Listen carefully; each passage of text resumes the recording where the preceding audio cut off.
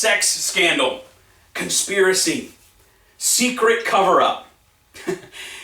Any story that has any one or more of these elements will instantly capture people's attentions and imaginations.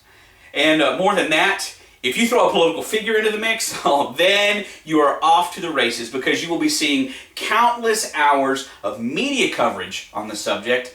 And of course, it will be the topic of conversation over all kinds of water cooler discussions across the nation and across the world.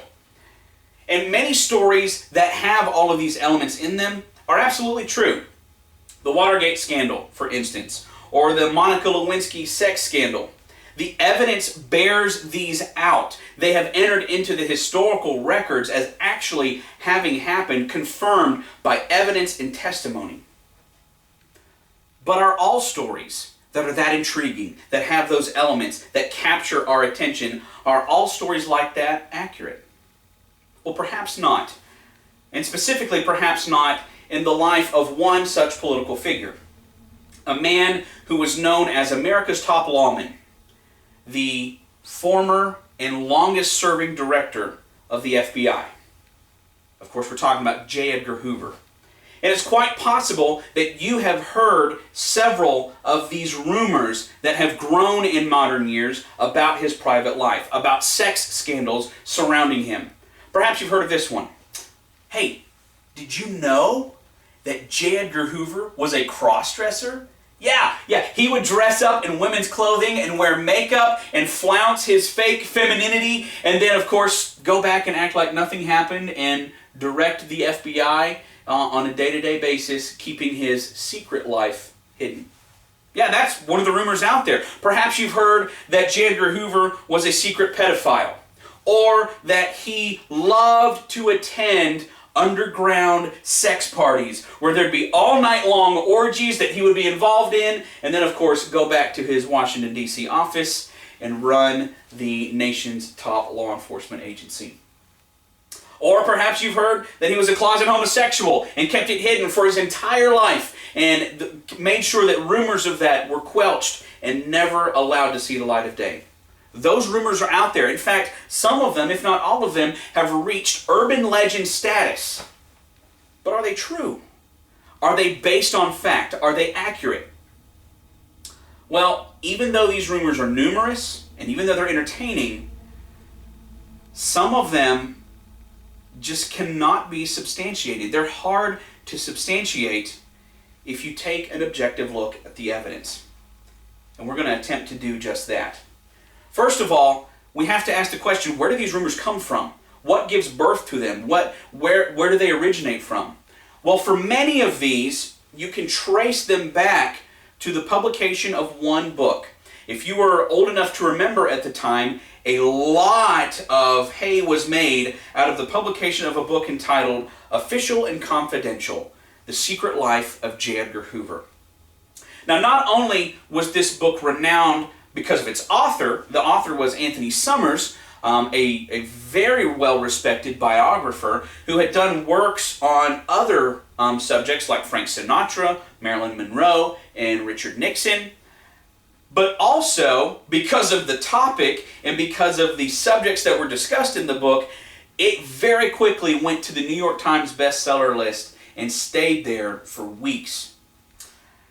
And it was this book that really made the large claims that we've been talking about. It was this book, Anthony Summers' claim that he had finally gathered evidence that Hoover was a transvestite, was a possible pedophile, was a closet homosexual. All of those rumors he puts into writing and claims to have substantiated in his book. Now, where were his sources? Where did he get his information? Well, for a lot of these rumors, a lot of this secret life side of J. Edgar Hoover, he gets from one source named Susan Rosenstiel. Now, Susan Rosenstiel was the wife of Louis Salone Rosenstiel, a billionaire who was known to be friends and close confidant of J. Edgar Hoover.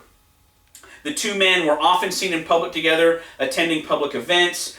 They were known to attend each other's parties on numerous occasions. And Lewis, in fact, was one of the very few people that had walk-in privileges to J. Edgar Hoover's downtown Washington, D.C. office.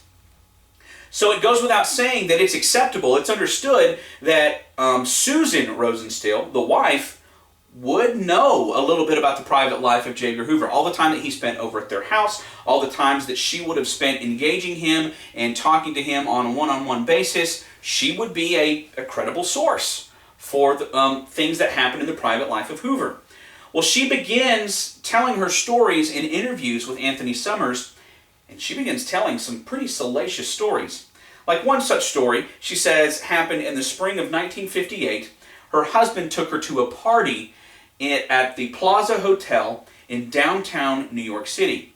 And he told her that they were going to be there with a bunch of influential men, and J. Edgar Hoover was going to be one of them. So she shows up, and she is flabbergasted by what she finds. And I'll tell you in her own words what she says she saw. Quote, "Hoover was already there, and I could not believe what I saw. He was wearing a fluffy black dress, very fluffy, with flounces and lace stockings with high heels, and a black curvy wig. He had makeup on, and was wearing false eyelashes. It was a very short skirt that he was wearing as well, and he was sitting there in the living room of the hotel suite with his legs crossed, batting his eyelashes, and smiling at me." End quote. She says it right there, plain as day. She saw it herself. J. Edgar Hoover, dressed in drag, flaunting his lipstick-clad lips and his stockings-clad legs. There you go. In person, she said she saw it. Not only that, she goes on to talk about that night and says as the party progressed, she was disturbed when a couple of underage male prostitutes showed up. Young men that she described as male prostitutes showed up, and some wild things began to happen between the men at the party and the young prostitutes who showed up. She said at that point, she said, "I'm done, I'm out of here, I've got to leave," and she left. And she not only tells this story, but others about private parties and private interactions with Hoover that went right along with these ideas, the sexual deviancy side of him. So she is a huge source of this information for Anthony Summers. But unfortunately, many people in the historic and biographical community, the biography community, the academic community, really raise questions about Susan Rosenstiel's credibility. It is not widely accepted that these tales are accurate. And in one case in particular, a journalist with the Washington Post, Ken Ackerman, back in 2011, just a couple of years ago, he published an article entitled 5 Myths About J. Edgar Hoover. And in that, he talks about the rumors that Anthony Summers' book started, and he attacks the credibility, raises serious questions about the credibility of Susan Rosenstiel. First of all, he says Anthony Summers did not tell his readers in his book that Susan Rosenstiel had a grudge against J. Edgar Hoover. She is the former wife of billionaire Louis Rosenstiel. They went through a very bitter and embattled divorce proceeding. And in that divorce proceeding, she was suing for billions of dollars in settlements in the divorce.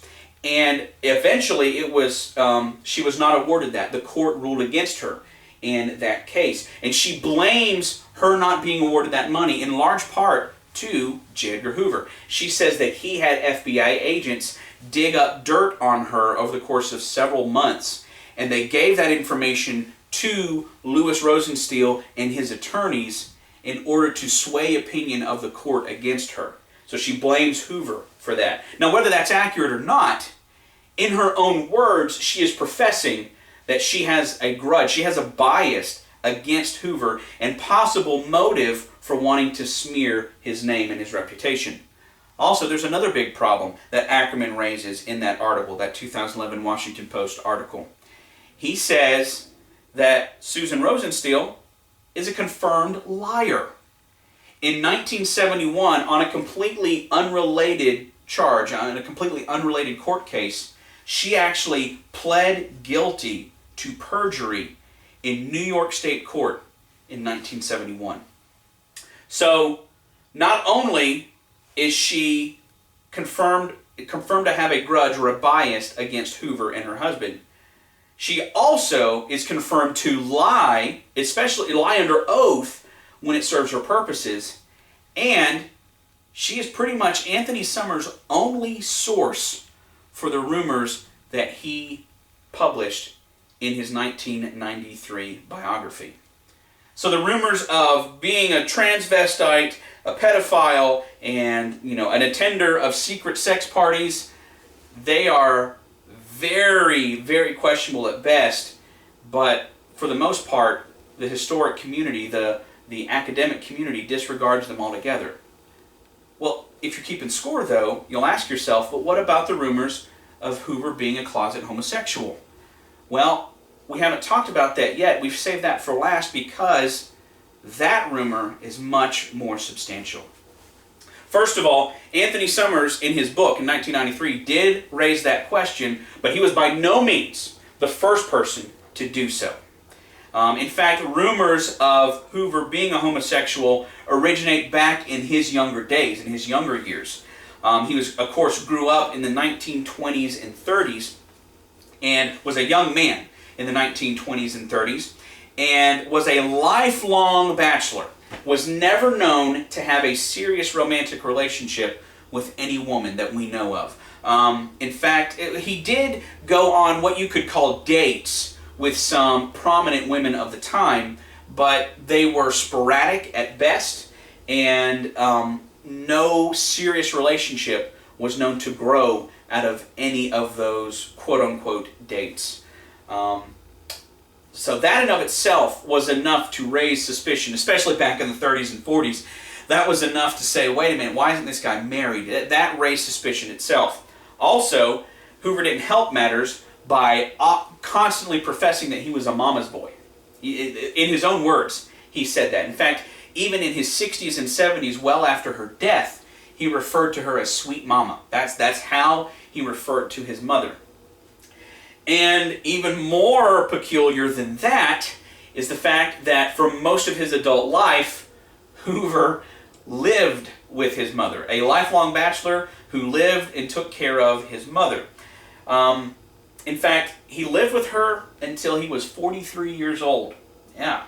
And he's the director of the FBI, living by himself, or living with his mother, just the two of them. Yeah, it raises some questions. And the only reason he didn't continue living with her is because when he was 43 years old, she died. In 1938, she passed away. So he lived with her from the moment he was born until she died. He was a mama's boy and lived and took care of her. Again, this isn't conclusive evidence, but this obviously gave birth to rumors around him. Now, to complicate matters even further, enter the man Clyde Tolson. Clyde Tolson was hired into the FBI straight out of law school, George Washington University Law School. And in 3 years, he was hired in 1927. By 1930, he was made assistant director of the FBI. 3 years, he goes from entry-level special agent to the number 2 man in charge of the Bureau. A lot of people say this is highly suspicious, and that in of itself is evidence that there was a relationship between Hoover and Tolson. It's obviously not definitive, but obviously Hoover had high regards for Tolson. Tolson, like Hoover, was a lifelong bachelor, was never known to have a serious romantic relationship with any woman. In fact, the only female relationship, romantic relationship that we can find of Clyde Tolson has to go all the way back to high school for some girls that he dated in high school. In college and beyond, there is no relationship that we can find with a woman, a lifelong bachelor. And so, as he becomes assistant director of the FBI, obviously Hoover and Tolson are working with each other every single day. They are working very closely with each other, but their relationship went beyond work. They ate all of their meals together, breakfast, lunch, and dinner. They were commonly seen at restaurants all over Washington, D.C., eating together. Every single meal, practically, they ate together. They attended parties together. It was well known, if you were going to invite J. Edgar Hoover to a party, you had to also reserve a place for Clyde Tolson. He was going to come as well. More than that, the two men spent most of their holidays together, and they were even known to take several week-long vacations together. Now again, this isn't conclusive proof, obviously, but it could be that these men were just very good friends. But this would obviously raise questions and suspicions, not only with their background, their bachelorhood, but of course with the relationship, the close relationship that they had. All of these rumors were circulating during their lifetimes. And even more than that, we have testimony of people who say that they saw with their own eyes a little bit more of an interaction between the two men. A woman by the name of Louisa Stewart, who was a celebrated fashion model of the 1930s and 40s, tells of how she attended a New York New Year's Eve party in 1936, where the two men were there. She fell into conversation with them. They struck up a friendship.